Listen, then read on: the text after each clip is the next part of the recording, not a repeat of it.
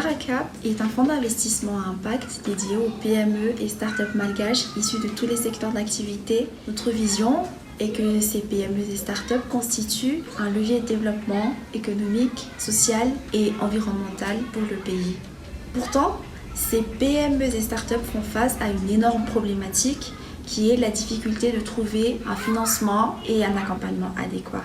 Dès lors, notre ambition est de financer d'ici 10 ans une 50aine d'entreprises et parmi elles de futurs champions à même d'inspirer d'autres générations d'entrepreneurs. Mais pour financer une 50aine d'entreprises en 10 ans, nous devons être particulièrement sélectifs. Comme toute entreprise, nous avons notre cible de clientèle et celle-ci doit répondre à un certain critère. Tout d'abord, évidemment, il y a l'entrepreneur, car il ou elle est l'homme ou la femme qui conditionnera en grande partie la réussite du projet. C'est à la fois le critère le plus important et le plus difficile à bien cerner. Ensuite, nous avons des critères objectifs comme le montant du besoin de financement, la taille de l'entreprise, son niveau de formalisation et son stade de développement. Après, nous analysons en profondeur son modèle économique, son potentiel de croissance, la valeur stratégique de l'offre qu'elle propose ainsi que les avantages compétitifs. Enfin, les entreprises dans lesquelles nous investissons doivent générer un impact économique, sociaux et environnementaux positifs et cela est au cœur de notre approche. Sur cette liste de critères, nous avons en premier lieu l'entrepreneur. Il doit être ouvert et transparent. Tous les entrepreneurs ne sont pas enclins à partager avec nous les informations. Ambitieux, notre objectif est de multiplier la valeur de notre investissement et surtout pertinent, c'est-à-dire avoir des compétences techniques pertinentes et une expérience antérieure probante pour mener le projet.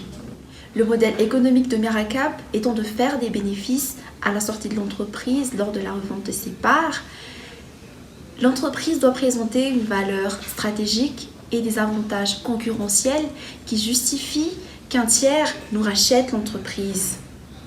Si nous avons un entrepreneur ouvert à ce genre de scénario, c'est l'idéal pour nous.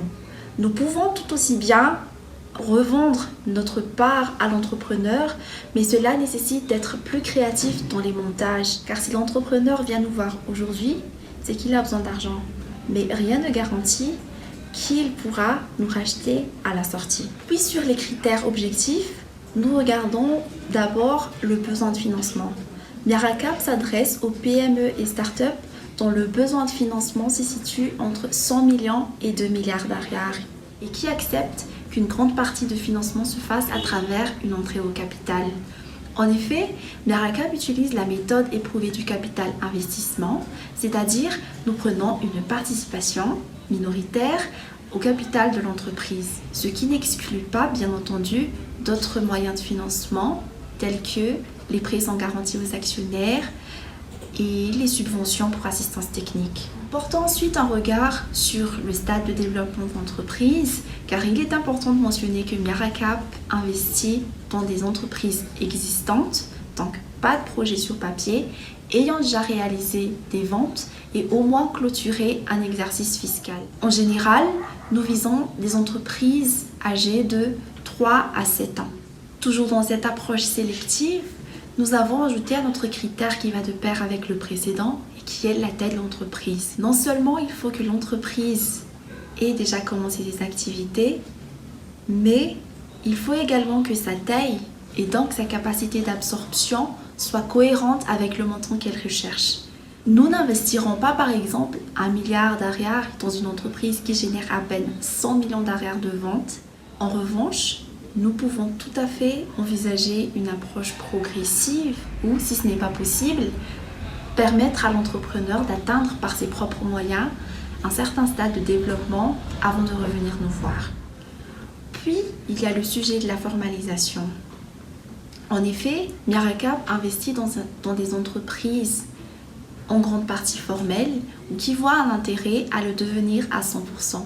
Cette exigence est justifiée par notre objectif final qui est de développer le pays, une démarche dans laquelle l'entreprise apporte sa contribution et et dans laquelle donc nous encourageons les PME que nous accompagnons. Ensuite, il y a ce que l'on appelle le modèle économique, une notion qui pose parfois des questionnements, mais qui est pourtant clé dans une démarche entrepreneuriale. Nous sommes convaincus qu'il doit avoir été sérieusement réfléchi avant de lancer un business. Pour faire simple, il s'agit de répondre à tous les paramètres qui répondent aux questions suivantes. Comment le chiffre est généré? Quel est le niveau de marge? Quelles sont les charges fixes impondérables et les coûts de structure? Et enfin, quel est le besoin en financement? Pour revenir à nos critères, donc, nous investissons dans des entreprises qui ont déjà démontré leur modèle économique. Surtout, nous analysons si le modèle économique a la capacité de se formaliser, c'est-à-dire est-ce qu'elle reste rentable après avoir payé la TVA, l'IRSA ou la CNAPS. Puis à côté, nous avons le potentiel de croissance. Nous visons les entreprises à forte traction commerciale, c'est-à-dire connaissant une augmentation naturelle de ses ventes et si possible rapide. D'une manière générale, cette traction commerciale se concrétise par la capacité de l'entreprise à tripler son chiffre d'affaires en 5 ans pour les entreprises matures et à la multiplier par 10 pour les toutes jeunes. En général, nous visons des entreprises qui généreront plus de 2 milliards de revenus 5 ans après notre investissement. L'entreprise dans laquelle nous investissons doit pouvoir créer une forte valeur ajoutée. Elle doit être innovante ou au moins différente dans son approche de sorte qu'elle ne soit pas facilement copiable. Elle doit donc pouvoir créer des barrières à l'entrée et surtout, elle doit pouvoir maîtriser les différentes composantes de sa chaîne de valeur.